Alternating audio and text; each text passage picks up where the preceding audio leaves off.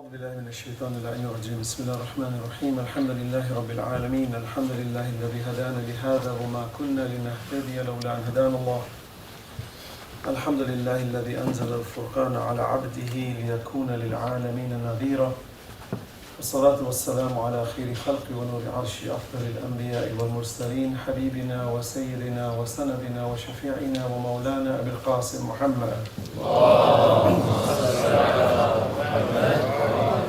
وعلى آله الطيبين الطاهرين المعصومين المظلومين. أما بعد، قد قال الله سبحانه وتعالى في كتاب المجيد وقوله الحق وهو أصدق الصادقين. بسم الله الرحمن الرحيم. والعصر إن الإنسان لفي خسر إلا الذين آمنوا وعملوا الصالحات وتواصوا بالحق وتواصوا بالصبر. صدق الله العلي العظيم. صلوات على محمد وآل محمد.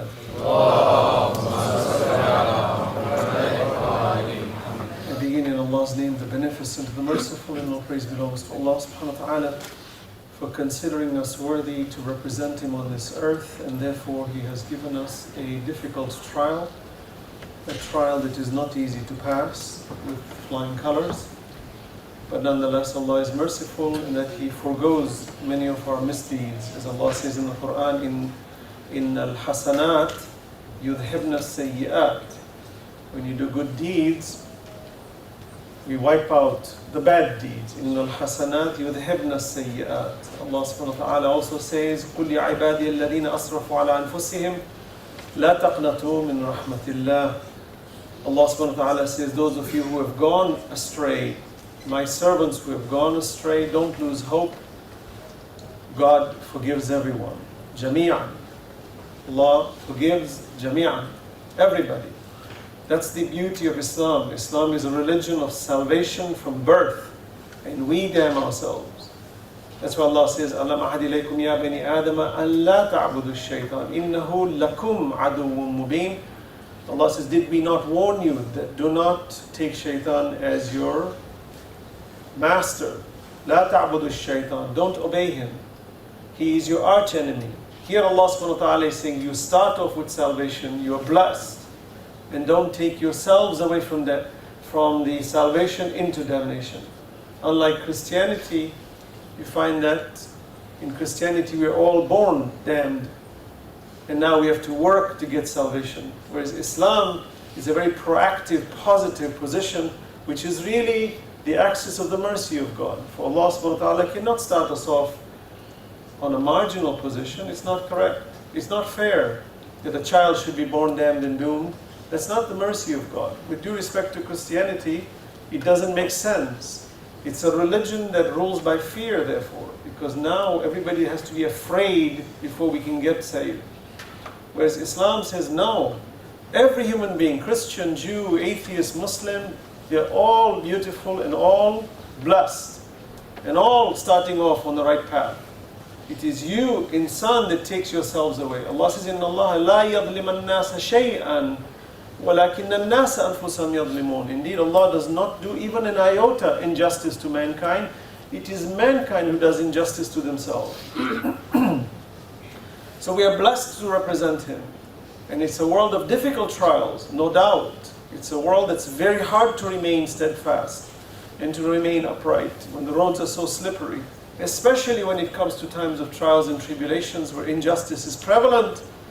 It's very difficult to maintain a steady course, because we start losing faith. We wonder whether Allah is there. Where is God? We ask the question often. Especially our younger generations, they tend to ask the question quite often. Where is this God? So much injustice is prevalent in the world. What kind of a God can allow such injustices to be so prevalent? It's a very valid question. And often when we don't get an answer, a clear, succinct, direct answer, that's clear enough to bring certainty in our hearts, we veer away. When it's time for prayers, we wonder, is it really necessary for me to pray? Because I'm not so certain such a God exists. Or if such a God were to exist, is He really just? Astaghfirullah. Is He really one who is just? Does He really want me to pray 5 times a day? Or is it just something that somebody cooked up centuries ago, now we're just following it ritually? These are questions we always ask, and they're very difficult questions sometimes to answer, but we must not forget on a holistic scale, the answers are simple. They're very simple answers. If we grasp them and understand them, we will begin to see the greater picture. It's almost like if there are 5 parts to the truth, and I only introduce 3 to you, your conclusion of that truth will be very different until I introduce the other 2 that are remaining. It's the law of nature. All of us don't have all the truth.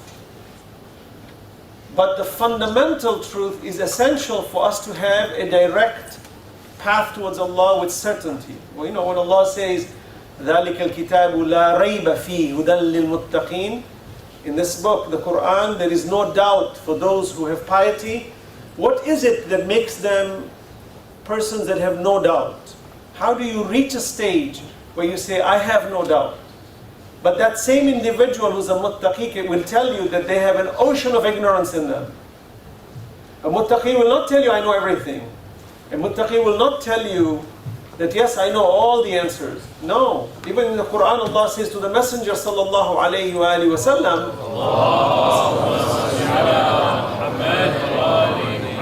Allah in the Quran says to the Messenger, وَقُلْ رَبِّي زِدْنِي عِلْمًا, and say, my Lord, increase my knowledge. So we know that even the Messenger is in need of increments of knowledge. For no one has totality of knowledge but Allah. But the Messenger has the most amount of knowledge necessary to guide humanity. But in his own journey towards Allah, he is constantly seeking knowledge, nearness to Allah. So that means we know that there is information we don't have. Then how does a person or persons reach certainty? Knowing that there is always lack of knowledge. It is fundamental truths. You will notice there are essential truths that you and I must have that steer us towards perfection. Fundamental truths are non-negotiable truths. The فطرة الله التي فطر الناس عليها لا تبديل لخلق الله. The system of God that is fixed, that even if you ask an unbeliever, they will tell you this is true. Like speaking the truth is superior to lying. It's fixed. Goodness is superior to evilness. It's fixed. We didn't come up with this formula. Anyone who claims that morality is a concoction of the human mind doesn't know what they're talking about. Morality is an inherited factor that you and I are bound by whether we like it or not. وَنَفْسٍ وَمَا سَوَّاهَا فَأَلْهَمَهَا فُجُورَهَا وَتَقْوَاهَا قَدْ أَفْلَحَ مَنْ زَكَّاهَا وَقَدْ خَابَ مَنْ دَسَّاهَا. By the self that God perfected and taught it wrong and right. And Allah says, indeed successful is the one who purifies his self, and failure is the one who impurifies it. It's a system we did not concoct. It's a system we did not come up with. We did not conjure it. No. We inherited it. It's a system that has been decreed by Allah, and you and I have to submit to it whether we agree in the existence of God or non-existence of God. Even atheists agree that a moral individual is essential. Though they believe God does not exist, but they believe morality is essential. The moral principles that Allah subhanahu wa ta'ala has built, you will notice there are immutable truths about them. For example, the fundamental need for my own existence. For if I was to talk about any dream that this universe is being experienced in my state of mind, and that you are not a reality, and that everything I see in you is really just a figment of my imagination, even those philosophers believe that when I'm imagining I should be real. There's a need for existence. Otherwise it negates the existence, which becomes non-existence. And when there's non-existence, it's absurd to talk about anything. For we cannot define nothing. But we know it is the start of something. It's an amazing fact. It's an immutable truth. And you and I can't challenge it. We can try it all we want. And when we understand it and we grasp it, then we begin to understand the dynamics of life. Then even in academia, a professor is going to fool you in telling you that evolution is the source of existence, whereas evolution in Islam is a subsystem among systems. And my answer to this question is always, evolution is a created system. Many of us Muslims sometimes say, no, evolution is haram, it doesn't exist. No, evolution exists. It's a system within Allah's creation. It's foolish to say it doesn't exist. It's logical, it's observable. It's not the point. The point is it's a created system. To take this blind leap of faith to use evolution for the proof of the non-existence of God is, to me, a foolish statement. It's what we call a blind leap of faith when people say that. That since we have evolution, therefore God doesn't exist. That, to me, is a blind leap of faith. Salawat ala Muhammad wa ala Muhammad.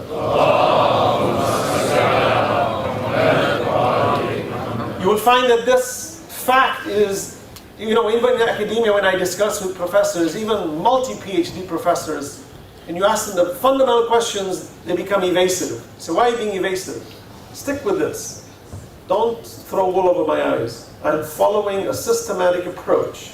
And don't put wool on my eyes, please. Because that's what they're good. They do. وَمِنَ النَّاسِ مَنْ يَشْتَرِي لَهْوَ الْحَدِيثِ لِيُضِلَّ عَنْ سَبِيلِ اللَّهِ بِغَيْرِ عِلْمٍ.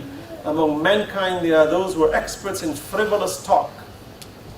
Frivolous. يَشْتَرِي لَهْوَ الْحَدِيثِ لِيُضِلَّ عَنْ سَبِيلِ اللَّهِ. To take us away from the path of God.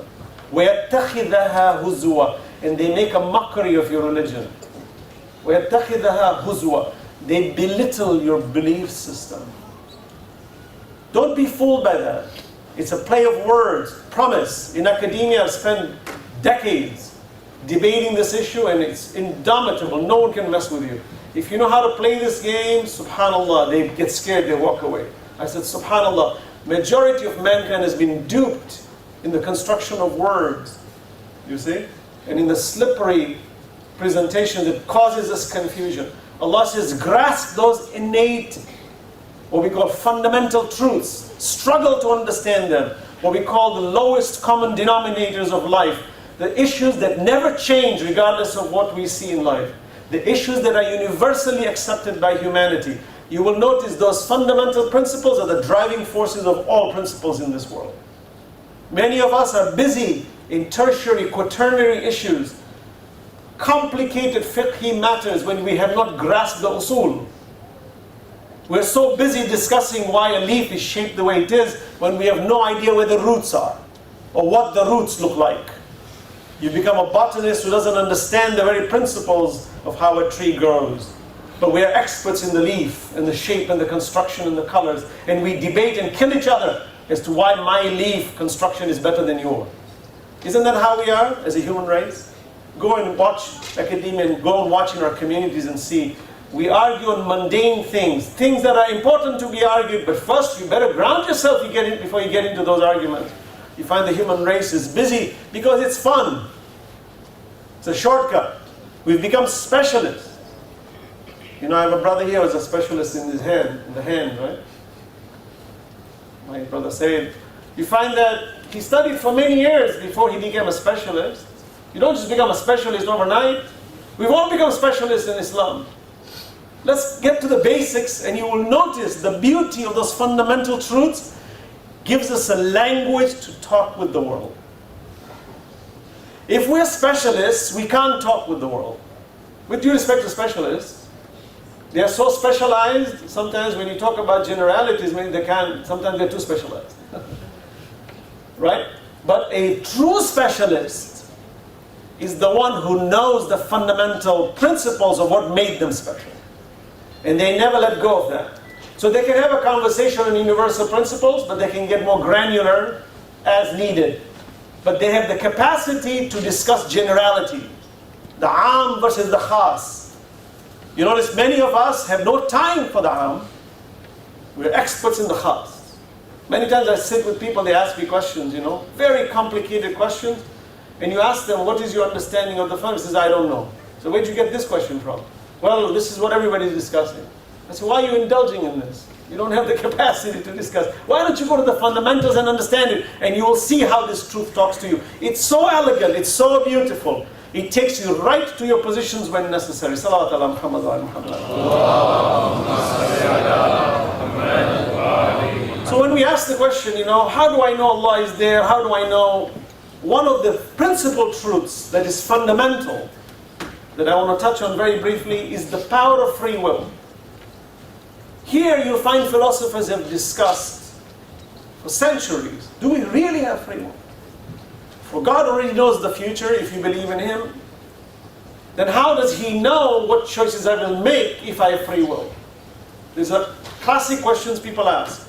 How does Allah know my choices? If it is my choice, individually my choice, and no one knows what choice I will make, then how does He know? And since He knows, that means He must have taken me there. Predestination, qada wa qadr. What we forget is Allah is not bound in our relative world. We forget that piece. Allah created time, matter, and space. He created something from nothing. He monitors and manages it, and He knows the very essence of everything. And therefore, He has no time. He has no future. Allah has no future. Allah is not bound in the constructions of time. He does not experience time. He is not bound in it. Allah is independent of all these attributes we give Him. Hence His knowledge is Allahu, La ilaha illahu. Imam Ali alayhi salatu wasalam explains this elegantly. He says no construction of words can define Allah. For that limits Him. Understand that He is. And He is absolute, and His understanding is beyond our scope. But He is not bound in time.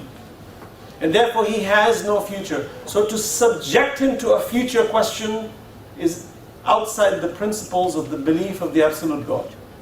When we understand this, things start to make sense. Now if an atheist comes and says, well, you've just constructed this to satisfy your own whim. You have to get into a detailed conversation with them. It's not very difficult. For when you know that the antithesis of the created is the creator, unless we always existed, but even that begs the question, because even the atheist who believes in the multiverse system insists, and this is fixed truth, that there has to be an eternity of existence. It's fascinating when people belittle us. This God of yours, who created Him? Bertrand Russell asked that question. Since everyone is created, who created God? Since God wasn't created, He was always there. You were a foolish person. See, that's your problem. So you say to them, no, there has to be an immovable mover. There has to be a wajibul wujud. And we are mumkin. We're contingent. We did not dictate our existence. But the one who did was not waiting to be created. Otherwise you have an infinite regression problem.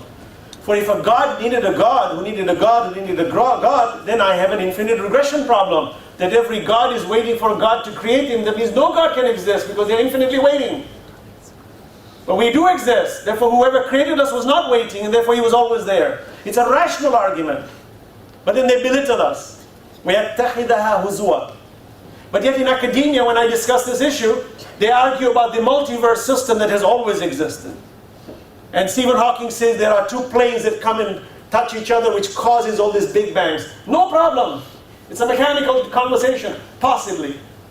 But it still begs the question, these two waves on two planes that are constantly hitting each other that's causing these big bangs, when did they start? And they say, always been there. So for you to have it always there, no problem. But for me to have an always existing God, you have a problem. You have a non-intelligent system that's got no purpose, no life, no vision, a totally stupid system, whereas I propose the idea of intelligence, propose the idea that even my DNA is intelligence because it has language, it has the capacity to encode and decode, and you're going to belittle it because you just want to mechanicalize your system and take it out of whack, because at the end of the day, no matter how much you talk about mechanics, it boils down to the moral arguments that if you don't have a good tongue and you don't abstain from evilness, you are a hopeless individual, even though you may have access to all the machineries of the universe. What about that? Fundamental truths. Don't be fooled. Allah says, watch out, they will fool you. And in academic institutions, when I was studying science, I used to challenge my professors, and they came up with very good statements sometimes. I was stumped. I didn't know how to answer. Allah says, go study. Learn it until you understand it, because at the end of the day, it's not about conviction against this professor. It's conviction against yourself. That how dare you claim to believe in me when I will test you and I'll put you on the brink and you will wonder if I am there.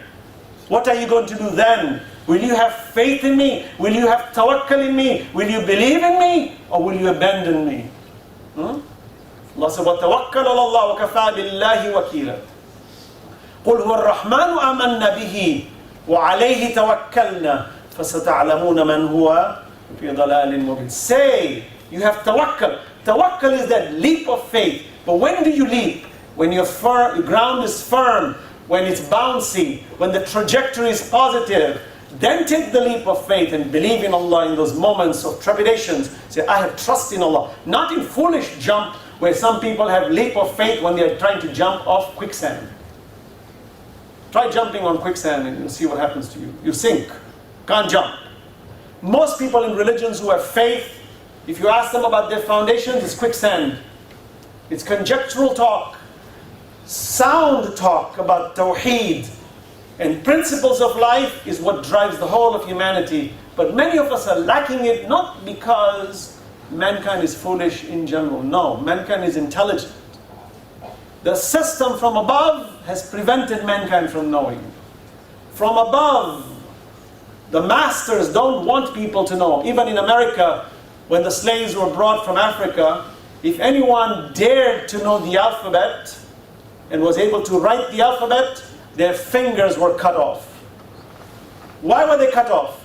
Because they did not want those Africans to know how to read and write, because they could understand and therefore they could challenge and therefore they could demand higher standards. Notice how essential knowledge is, how essential learning and reading is, that the enemy makes sure that we remain ignorant. And the sophisticated enemy today creates frivolous systems to keep us busy in mundane transactions of moving bubbles and dots all around all day, thinking that my dexterity is getting better. But the intelligence hasn't gone anywhere because my dexterity is very good in pressing the joystick. Maybe the only good thing I can learn in the pressing of the joystick is to sit someplace in Arizona and maneuver a drone in Afghanistan and bomb a few people. Salawat ala Muhammad wa ala Muhammad. So Allah subhanahu wa ta'ala is telling us these are the constructions of life. When you read the Quran, you will learn the principles of life. Immutable truths. Truths that are universal, that no one will mess with you on, I swear. But you and I have to practice it. And it cannot be given in pill forms or in encapsulated forms where we are just thrown and we swallow it and suddenly we get cured. No, not in this movement. No. Allah says, إِنَّ اللَّهَ لَا يُغَيِّرُ مَا بِقَوْمٍ حَتَّى يُغَيِّرُ مَا بِأَنفُسِهِمْ. Allah does not change the affairs of a community until the community changes themselves first.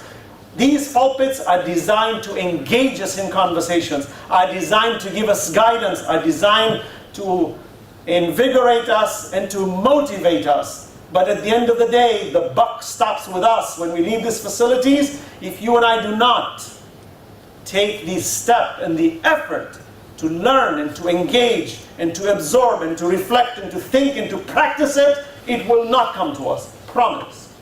How many times we've heard lectures and we've heard same ayat, same verses repeated over and over and over, and you ask the general mass, what's that verse? Recite it. I don't know. But you heard it so many times. Yes, it sounds good. It sounds very nice. MashaAllah. I notice when I recite an ayah, people say, oh, MashaAllah, Allah, very nice. You're so smart, brother. Is it? I said, yeah, I'm so impressed with your, eloquence in Quran. Is it really? Well, what stopped you from it? No, MashaAllah, my mind is not. It's not there, We're very smart in everything else. Business, nice fancy cars, house, big money. I have no time. Because we don't feel its value. But if we as Muslims walked and talked the Quran, look at my brother Hassan, mashallah.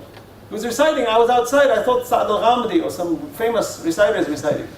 I thought maybe there was a recording, SubhanAllah, that's such an eloquent recitation. SubhanAllah, I love it. Professional. It doesn't come overnight. It takes years of practice. When you stand up here, it makes your hair stand up. Say, wow, such beautiful recitation. Where are such tongues in society today? Huh? They're limited to little groups of people who we call them the religious ones. That's the religious one. Anytime we have a problem, go to them. Like a little cabinet we open up. We need a little medicine, take the medicine out. Use it, put it back, close it. Right? I don't need it anymore. And when I need it, I just open up the cabinet.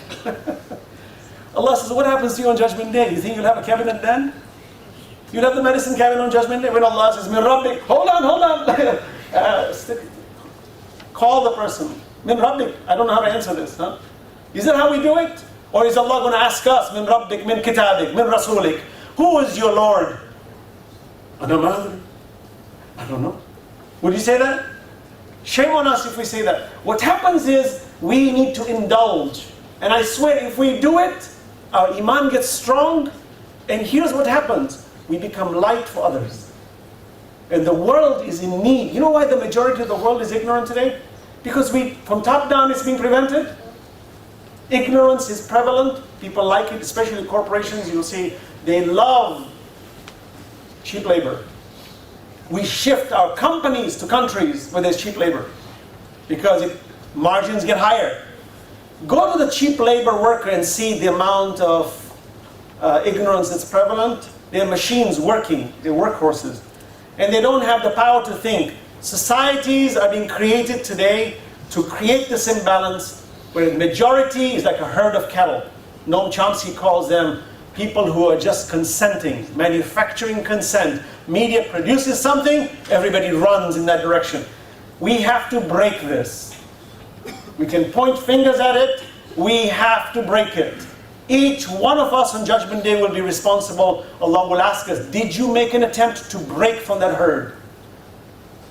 I remember Ayatollah Iraqi, rahmatullahi alayhi, he was well in his over 100 years of age, and I asked him a question in Qom. I said, what advice do you give us living in America? And he looked at me, and looked at the group, and he said, don't be like that herd of cattle where the wolf looms. He looked at me and says, don't be like that herd of cattle where the wolf looms and he takes one every once in a while, meaning death. He says, don't be like that. Be cognizant of your duty. Like great scholars, where I remember reading one time a great scholar, very learned, on his deathbed about to die, he's reading. And people say to him, you're such a great scholar, you're so learned, you've made so many people come to Islam. Why are you reading on your deathbed? He said, I am ashamed to go to my Lord ignorant. That's the answer you and I should be giving in our hearts, that we should feel the value of these kinds of institutions. Salawat ala Muhammad wa ala Muhammad. So, coming back to the initial question, and then I'll continue with Surah Al-Hujurat very quickly, you will see that the construction of our understanding is built on fundamental principles. Allah subhanahu wa ta'ala is maintaining our free will. He has chosen us to represent Him, and therefore He is testing us, and therefore He has left the onus upon us to straighten it up. So when we ask, where is Allah when all this injustice is taking place? We should ask, where are we to stop this injustice? When we are so chosen, وَإِذْ قَالَ رَبُّكَ لِلْمَلَائِكَةِ إِنِّي جَاعِلٌ فِي الْأَرْضِ خَلِيفَةً. When Allah said to the angels, I'm going to place on earth my Khalifa. Adam was a Khalifatullah, chosen Khalifa. Prophets are Khulafa of Allah. Imams are Khulafa of Allah. Guess what? You and I are also secondary Khulafa. We're also Khulafa. Every one of us on this earth is also a secondary, tertiary Khalifa. Quran says, "Ud'u ila sabili rabbika bil hikmah." Invite people to the way of your Lord. Who invite? You and me. قُلْ يَا أَهْلَ الْكِتَابِ تَعَالَوْا إِلَىٰ كَلِمَةٍ سَوَاءٍ بَيْنَنَا وَبَيْنَكُمْ. Say to the people of the book, come, let's have a dialogue. Who? Prophets or you and me? Allah says, you. You. Maintain. Iqra. Iqra is fi'l al-amr. It's a command in the Quran of action. Who is Allah talking to? Iqra. We said the Prophet. Not only the Prophet, you and I too. Iqra does not only mean, is not addressed at the Holy Prophet, it's addressed to you and me. Read. Recitation of Quran is upon us. So then when did we not become khulafa? When did we become spectators? So let's take heed in this month of Ramadan, the month which the Quran was revealed, the month in which guidance was revealed. Let's take heed that when we leave these facilities, take one step closer to Allah to become more knowledgeable, to grasp the fundamental truth, so that when I do go to work, or when academia, in the worlds of academic institutions, if somebody tries to put wool over my eyes, I put them down quickly and I clarified and said, no, you're wrong. Then we become real khulafa. When angels were asking Allah, why should we bow to this creature? But this is the creature that will cause hell and havoc. Look around us today. Humans are the worst creatures on earth. The most dangerous human being, the most dangerous creation on earth are human beings. We are more destructive than every animal put together on the planet. We cause more destruction than any animal on the planet. And we are also the most constructive people in the world. We cause more construction on earth too. We are highly progressive individuals. We have both capacities.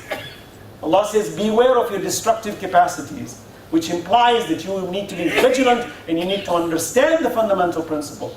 So to answer this question very briefly, when someone says, where is Allah? Say, Allah has given me that responsibility. And Allah has left the probability rule. I always ask, oh Allah, why did you leave this probability rule? Where I could be driving and perchance I could be killed.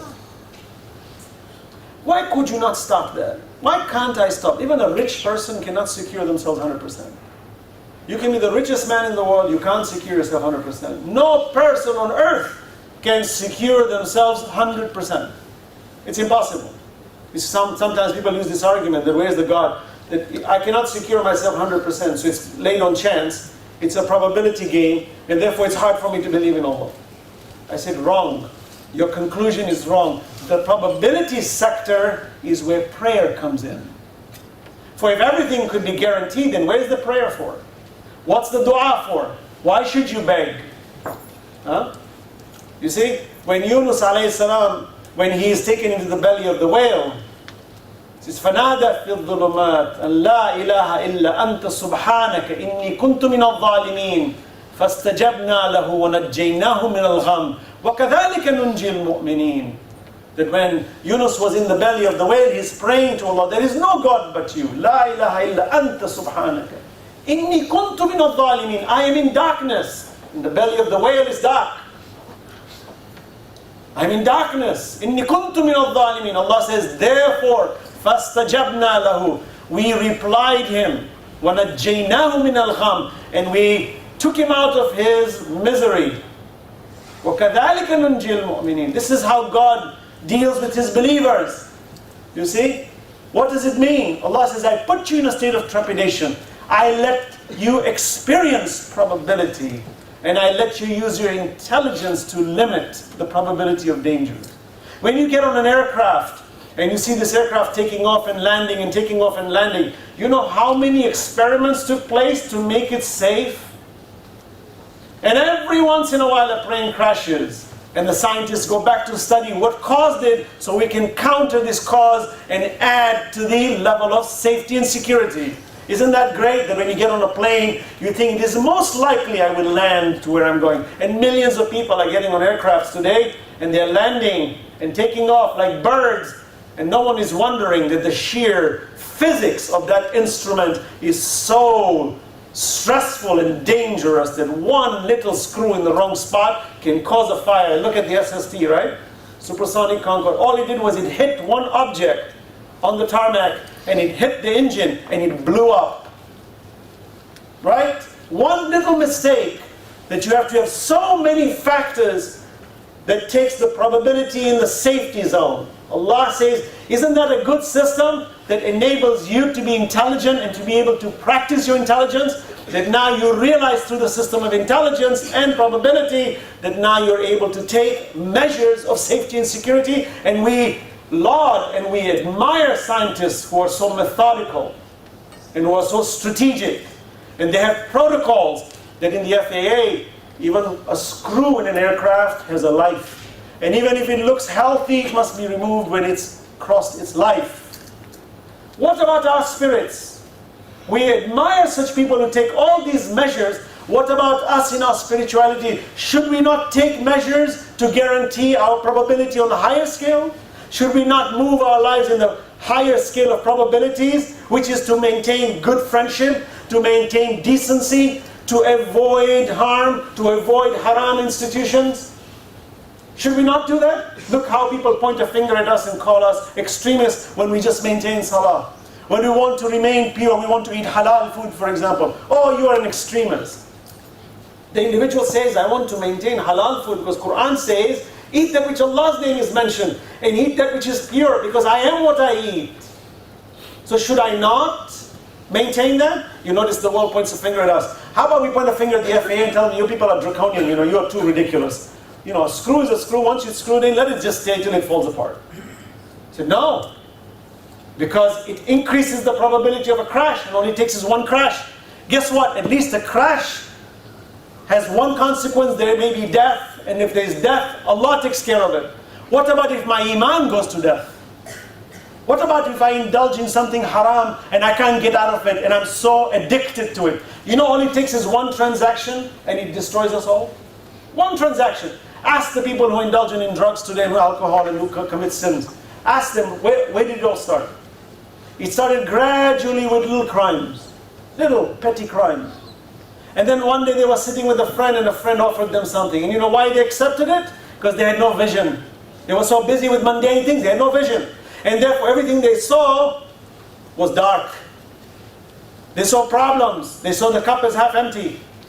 And therefore they had no reason to reject. So when the friend offered this, it was nice deviance to do. And yeah, it's going to make you high. It's going to take you to cloud 9. Oh, cool, I need that because I'm so stressed right now. Let me have it. They took a whiff of it. It put them in La La Land with Alice in Wonderland. They had a good time. They came back and realized reality dawns. Problems are waiting. Now you got to get another one. So I need to escape this thing. So then you become addicted. You ask them, how did that happen? It happened because the one he was sitting with or she was sitting with was a bad representative. You hang around the wrong kind of circles, you'll start to smell like them. Birds with the same feathers flock together. So rationally speaking, what does it mean to prevent myself from going astray? Circle with good friends. How often do we like to circle with good friends? If my propensity and my desire is to do haram, the last thing in the world is I need a good friend. Because he's going to remind me. I've seen that. Sometimes you see a group of brothers who are not very practicing Muslims. And then suddenly a practicing Muslim comes in their presence. They're all silent. They start talking. They look at him. Assalamu alaikum. How are you, brother? Nice to see you. Like in the mind says, can you please leave now? We have a lot of fun to have, but you're stopping our fun. So just please leave. But you don't say that, of course. You can't wait for the guy to leave. Because he's reminding you. Notice the law of probabilities? This is the real truth. When you and I feel this energy, you start to begin, oh, I know what I need to do now. The question is, do I need to choose my bad friends and therefore reduce the probability of success and increase the probability of failure? Or do I reverse it? What do I want? Wallahi, I say to you, I've even met the most alcoholic drunkards and I sit with them in the time of soberness and I ask them, what do you want? They tell you, I want to succeed. I said, do you think it's good what you're doing? He says, no. Do you like this alcohol? No. Do you despise it? Yes. Could you wish you got out of it? Yes, but I'm so addicted to it.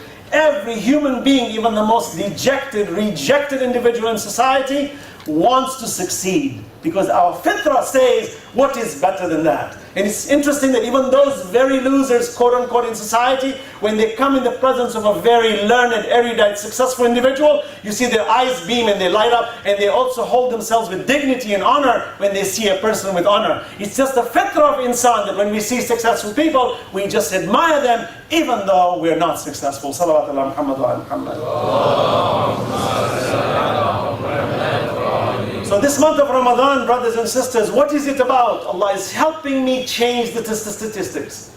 Allah is helping me play with the probabilities. Allah is helping me increase my chances of success. Allah says, at the end of the day, it's decreed. It's not about chance. You will not haphazardly by chance enter paradise, nor will you haphazardly by chance enter hell. No. On Judgment Day, nothing is left to chance. It's all decreed and dictated to the nth level. It's not about chance. On Judgment Day, no individual will enter paradise by chance. It doesn't work that way. But this world is filled with chance. Why? Allah says, I leave that instrument for you to beg to me. وَلَنَبْلُوَنَّكُمْ بِشَيْءٍ مِّنَ الْخَوْفِ. We will test you. How? Khawf. It's chance, it strikes you. The enemy comes and hits you. You could be getting in the car today, somebody pulls a gun and shoots you in the middle of the road because of road rage. You never know. We hear stories of, I recently heard a sister who just got her degree, medical degree. Got her doctorate, practicing, got a heart attack and died. Literally was going out of her house, got a heart attack and died. She said, what happened? Right? That this person struggled. Is it a loss? You and I might say, yeah, it's a loss, she worked so hard. No, there's no loss. Not at all. Because in the scope of eternity, when did she lose? She struggled. Whether death took us now or later on, what's the difference? كُلُّ نَفْسٍ ذَائِقَةُ الْمَوْتِ. Every self has to taste death.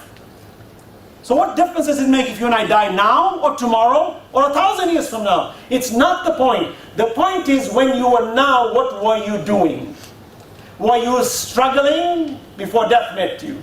So we might say, but that probability, you know, well, guess what? Can you and I ever eradicate that?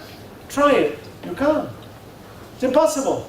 No human being can guarantee 100% that yes, you will succeed. No. Allah says in the principles of my struggle, when He says, إِنَّا فَتَحْنَا لَكَ فَتْحًا مُبِينًا, Allah says, victory is guaranteed for you.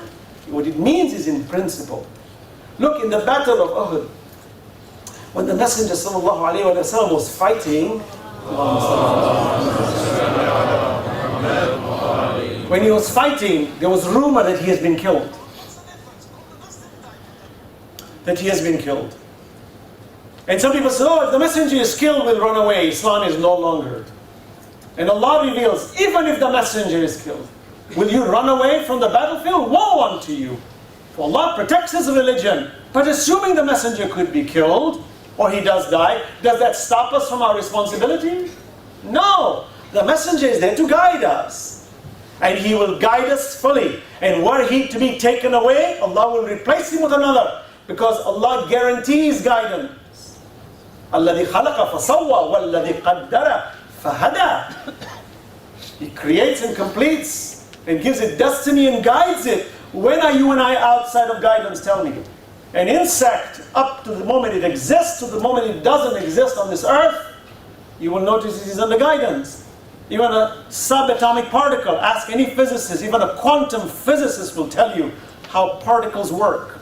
They follow rules, they follow regulations, they are bound within principles of guidance. Even an electron knows where to be at what time.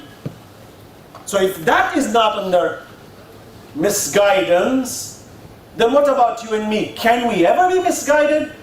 Wrong principle. The true principle is, I am liable now or ever. And if probability strikes me, as long as I strike it forward with the good intention of meeting my Lord, then let it come.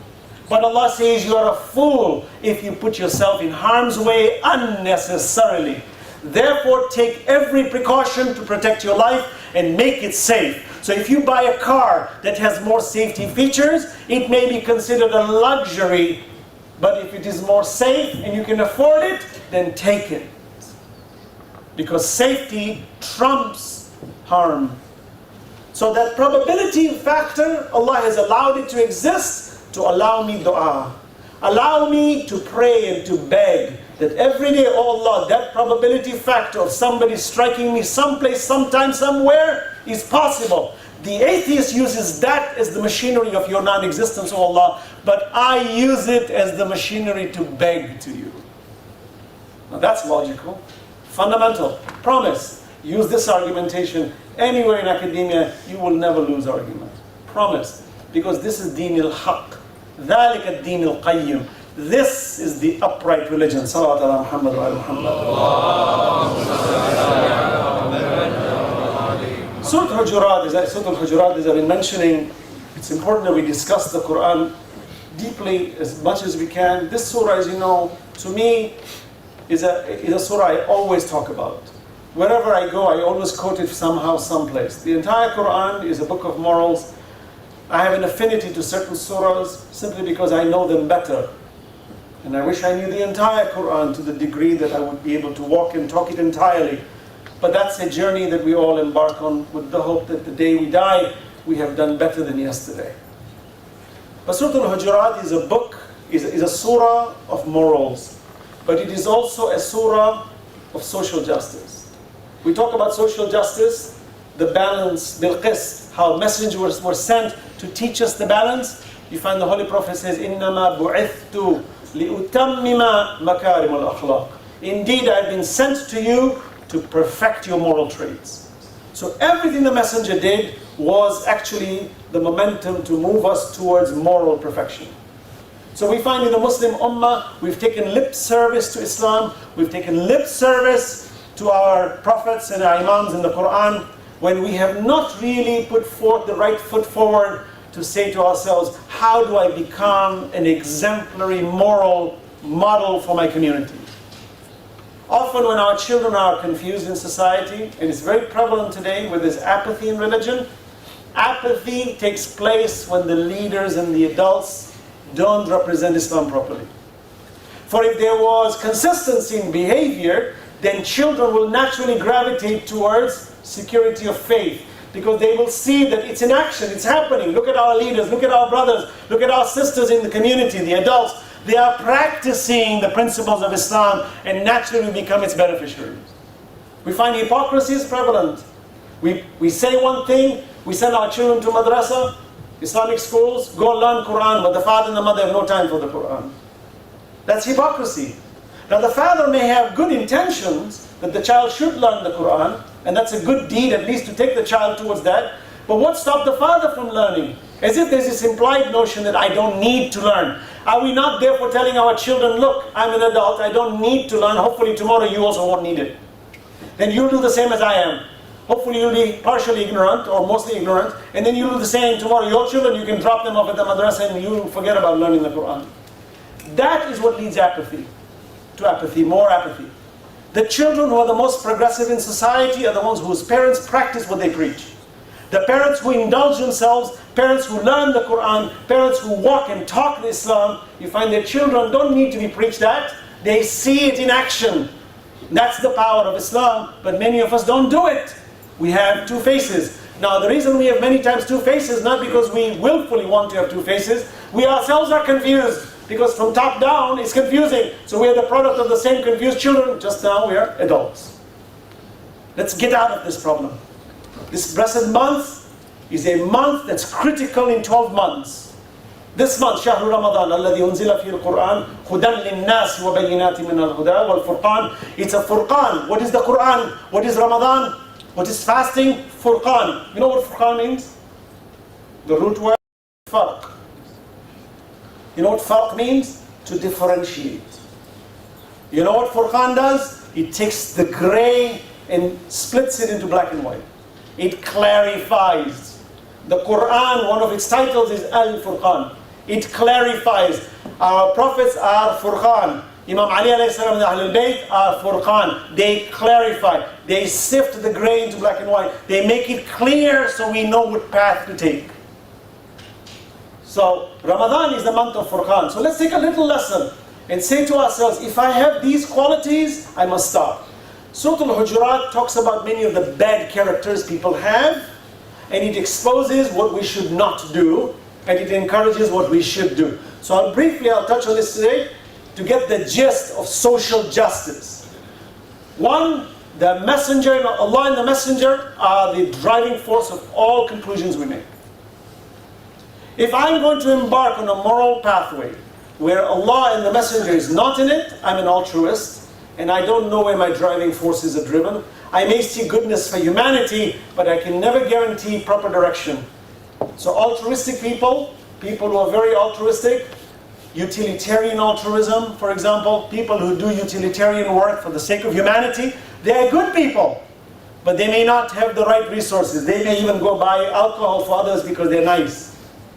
They may buy wine and give it to them because we love you, we love humanity, here's wine, drink it. That process is destructive. The intention is good, but the methodology is destructive. Unless you and I have Allah and Rasulullah within our guidance light, we will not know how to be guided properly. That's why Allah says, يَا أَيُّهَا الَّذِينَ آمَنُوا لَا تُقَدِّمُوا بَيْنَ يَدَيِ اللَّهِ وَرَسُولِهِ وَاتَّقُوا اللَّهِ. Next is our akhlaq with each other. If you want to find social justice in humanity, it's our transaction and behavior. When we behave good with each other, we reduce the propensities of damage. Malcolm Gladwell, a famous, prolific writer, has written many books. One of them is called Blink. Blink, how the sixth sense works. And he exposes, he says, physicians, doctors, who get sued the least are the ones who are kind to their patients. So if you're kind to your patient, even if you malpractice, the patient hesitates to sue you. Because the kindness overwhelms the individual. They say courtesy costs nothing, it buys everything. Scientific evidence to show. You'll find that there was one salesman, car salesman, who sold the most cars in the region. And when they researched him, what was it about him? His akhlaq was so good. He was not disingenuous, he was very genuine. His customer service was good. He wasn't the type who would be selling you with a switch and bait, bait and switch kind of attitude. The one who's very nice with you until you buy it and he doesn't know you. No. His attitude was good across. So every time people bought cars from him, they loved his transactions so much, they recommended everybody to go buy cars from him. And he became the #1 salesman in the United States. And when he was asked why, he said, I'm just gentle and kind to humanity. And the human race loves my transactions so much that it comes back. The karma comes back to me and it comes in a positive way. You see? Because when you do, in ahsantum, Allah says, ahsantum li anfusikum. When you do good for yourselves. So Allah subhanahu wa ta'ala is teaching us through the principles that when you're gentle, kind, giving, forgiving, it just is a natural progressive good. And who better to take in our hearts and in our minds as a role model for them than Rasulullah and his Ahlul Bayt. Salawat ala Muhammad wa Muhammad.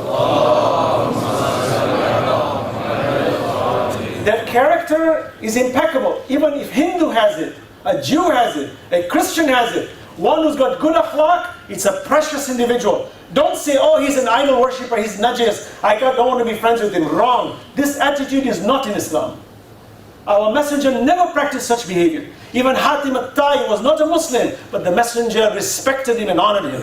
And Najas was a Christian, but the Holy Prophet revered him. To that level of reverence that he sent his contingent group that was under suppression in Mecca and sent them to Najash, who was the famous king of the time in Ethiopia. Why was he? Because his akhlaq was good. And Najash was an honorable man. Quran even speaks about Christians and Jews, especially Christians. You'll find that they cry when they hear the revelations of Allah. Their tears come out and they bow their faces, say, make us witness that this is the truth. They're Christians.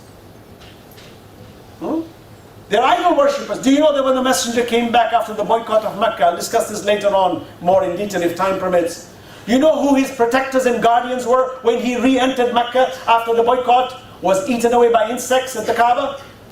It wasn't those companions who became Muslims early on. They were nowhere to be seen. And they never visited the Prophet in the shape of Abu Talib. After 3 years of suppression and oppression, the messenger took pagans, idol worshippers, as his protectors to enter Kaaba and enter the Mecca. Did you know that?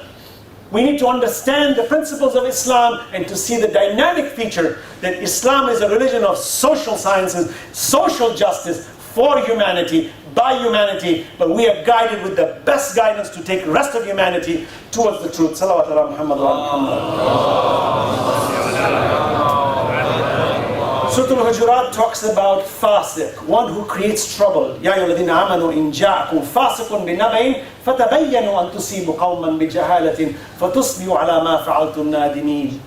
Or you believe, if a troublemaker comes to you with news, validate it, lest you cause harm by not validating it. Somebody whispers in you and that guy's talking bad about you. Oh really? I'll destroy him. We have this attitude. He said that about me? Let me tell you about him too. I have all this dirt on me. And the troublemaker, sure, tell me. Please. You ever notice gossiping? People have a lot of time in gossip. You talk to them about philosophy and purpose of life, many of them, they yawn. Stop gossiping about everybody's personal life. They are vigilant, awake, ready. You know why? Because they have a very low sense of confidence.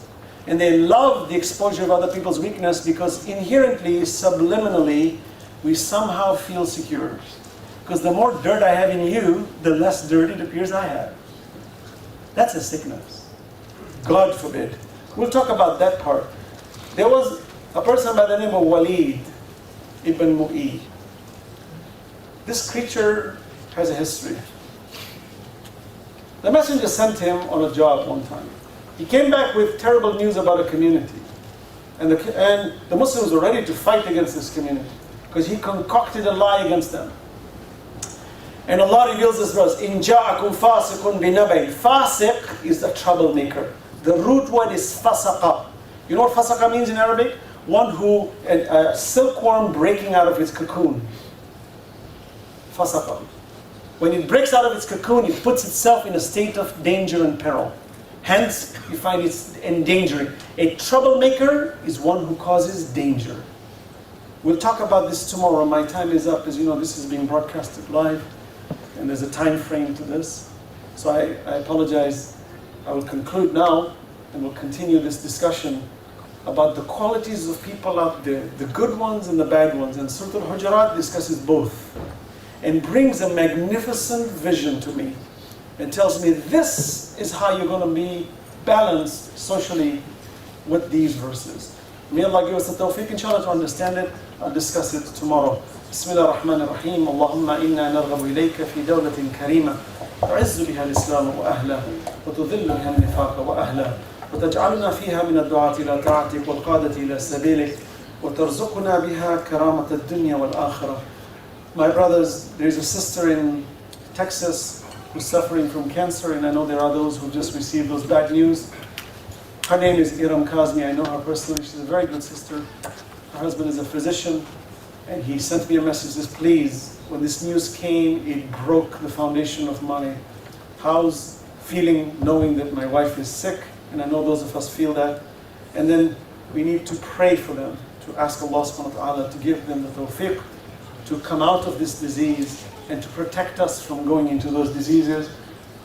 So we will read 3 times Amma Yujib, but before I do that, I also want us to recite Fatiha for Sayyid Muhammad Ahmad Naqwi, son of Sayyid Haydar Hassan Naqwi, and all the mu'mineen. Al-Fatiha.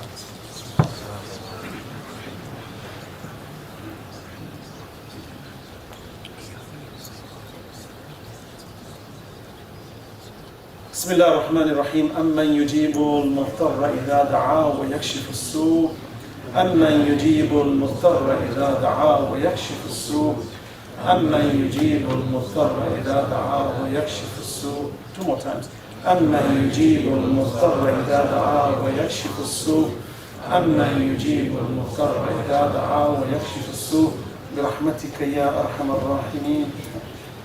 وآخر دعوانا الحمد لله رب العالمين والسلام عليكم جميعا ورحمة الله وبركاته.